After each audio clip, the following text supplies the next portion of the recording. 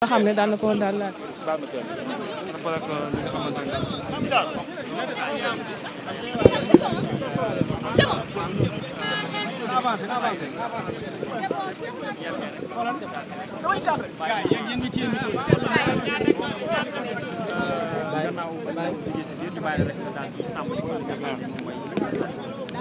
Bonjour. Le procès s'est déroulé dans des conditions paisibles et sans incident. À la suite du réquisitoire du procureur de la République qui a demandé à ce que M. Azoura Fall et Kairé soient condamnés à des peines de 3 mois ferme chacun pour discours contraire aux bonnes mœurs. Nous avons démontré que l'accusation n'était pas la bonne et qu'il s'agissait de faits d'injures publiques adressés à 2 particuliers.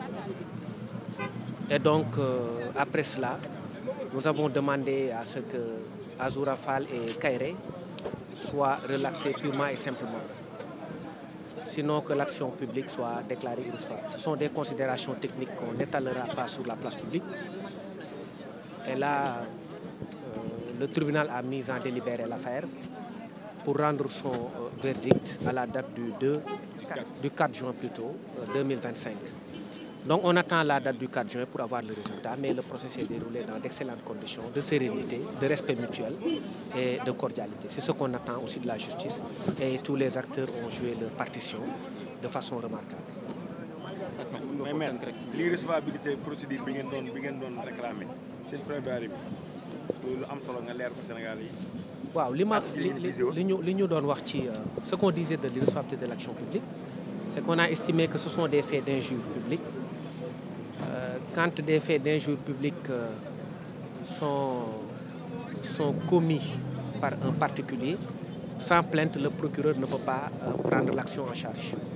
Parce que la plainte est une condition de recevabilité des poursuites en matière d'injure ou en matière de diffamation.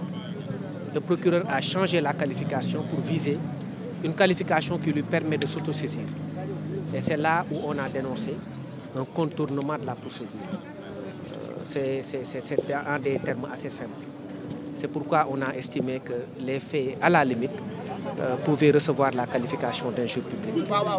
Et je le répète encore une fois, l'argument de la défense n'est pas de justifier une sortie de route de qui que ce soit.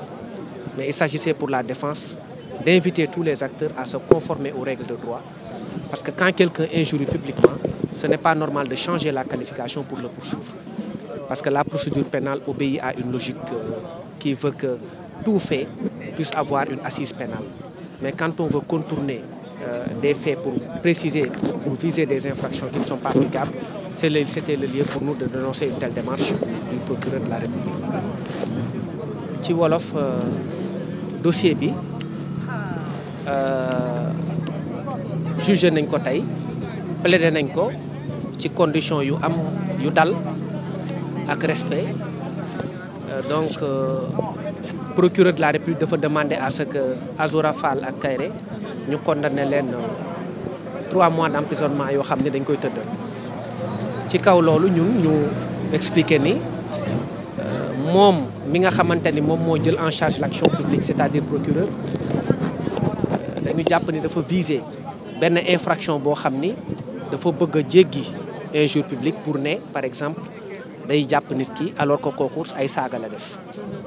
Saaga bu ko nit defee nit parce que ki ñu saaga particulier la Macky Sall dañ koy considérer comme particulier parce que amul benn ci droit pénal sénégalais ku ne statut ancien président de la République dañ ko protéger amul. Particulier la comme ñëpp. Mame Mbaye Niang aussi particulier la comme ñëpp. Donc ñoom la ñu saaga ñoom ñoo war a porter plainte te loi bi dafa ne ñoom bu ñu porté wul plainte procureur mënul jël action bi. Or fii dañu gis ni procureur dafa jël action bi donc pour justifier loolu mu viser beneen infraction bu dul injure. Procureur visé discours contraire aux bonnes mœurs te ñun ñu jàpp ne bu ñuy wax discours contraire aux bonnes mœurs ci mbirum sexualité la ñuy wax maanaam mbirum ay awra ak yooyu awra nit ak yooyu loolu la ñuy wax contraire aux bonnes mœurs mooy ay images ay affiches yoo xamante ni des affiches d'exhibition sexuelle yoo xam ni dafa àndul ak suñu aada ak li ñu naan lu yiw ci place publique bi. waaye ay saaga la saaga ni ñu koy définir comme injure donc injure la rek loolu moo tax ñun ñu demandé que ñu rejeter li procureur wax léegi ñu mettre en délibéré affaire bi au 4 juin 4 juin donc la ñuy wax lu ñu àttee. mais am ngeen ci yaakaar. waaw am nañ ci yaakaar dina baax incha allah et ñun am nañ yaqin ni dina ñibbi seen kër Kairé parce que Azoura ñibbi na ba pare. d'accord maître si njëlbeen bi gis nañu ne avocat yi nga xam ne maître El Hadji Diouf ak ñoom seen dañoo mujjee retiré wu si li nga xam ne kon moom mooy si processus bi parce que ñoom li ñu wax moom mooy dafa am li nga xam ne mooy mise en scène bi nga xam ne parquet bi daan na koy def seen retiré ban jàngal gi si. bon c'est un litige qu'il en tant que partie civile, oui. Je crois que c'est un débat qu'ils agitent contre le parquet, ça ne nous intéresse pas. Ils sont entrés, après ils sont sortis comme ils sont entrés. Nous n'avons pas de commentaires particuliers à faire sur leur posture. Merci. Merci.